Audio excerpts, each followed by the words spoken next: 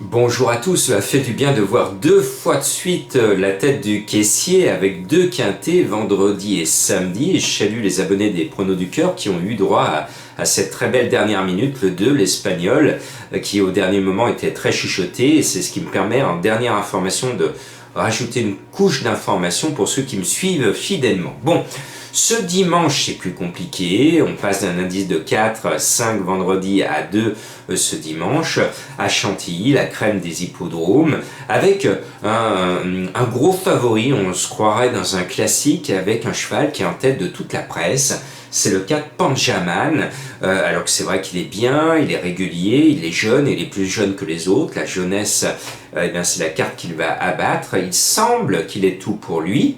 Après, cela reste un quintet avec tous les aléas que cela implique. Bon, je succombe au chant des sirènes et je mets, comme monsieur et madame tout le monde, le 4 Panjaman, donc aucune révélation. Je me cours. Et puis on va mettre le 5 Lily Blue. Elle cherche sa course, sa cavalière aussi. Elle espère bien gagner son tiercé avec Lily Blue. Ben, c'est le jour J, hein, c'est le D-Day.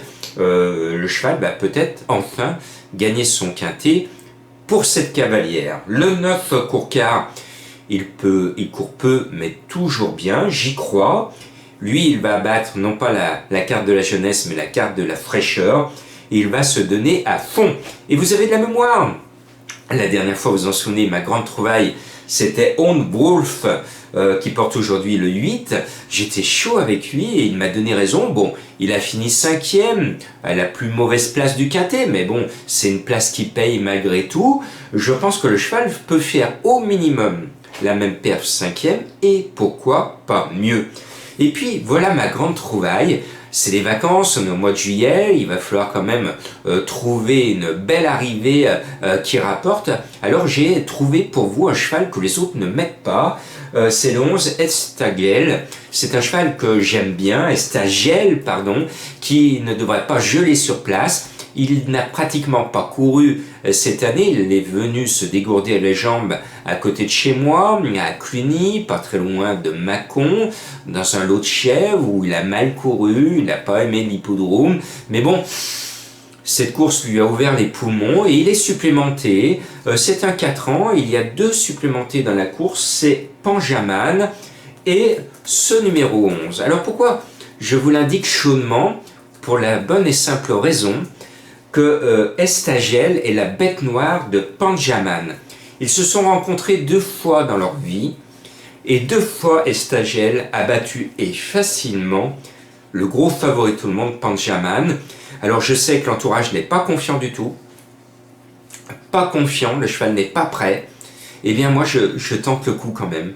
Parce que vous savez, j'adore faire le papier. Et sur le papier, Estagel, sur ses valeurs 2020, a une toute première chance dans ce lot.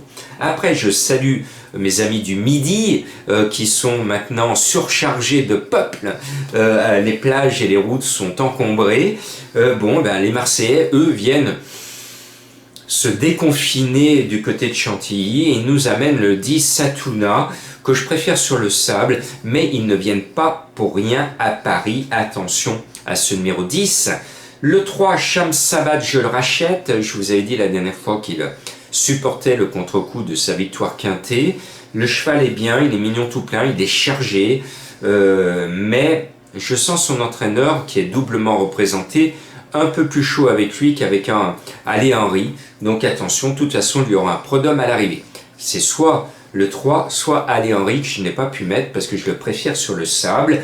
Et puis après, il y a un cheval qui est un peu déclassé au poids. C'est la Scaletto, il est très chargé avec 63 kg sur le dos.